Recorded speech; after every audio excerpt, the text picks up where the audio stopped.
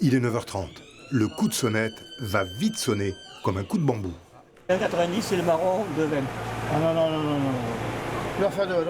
Un seul acheteur, le même prix pour tous, et pour tous, le même désarroi.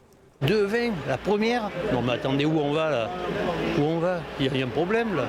On ne s'attendait pas à être matraqué comme ça. En moins d'une demi-heure, c'est plié. Le négoce de Cana, c'est circuler, il n'y a rien à voir, moins 30% par rapport à l'an dernier, et on ne parle ni variété, qualité ou calibre. Un seul acheteur, c'est lui qui fait le coup.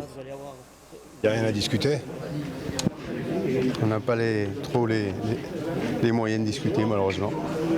2,20 le kilo de marron, 1,90 la châtaigne, et pour la première fois à Cana, 20% de frais et taxes retenus par l'acheteur.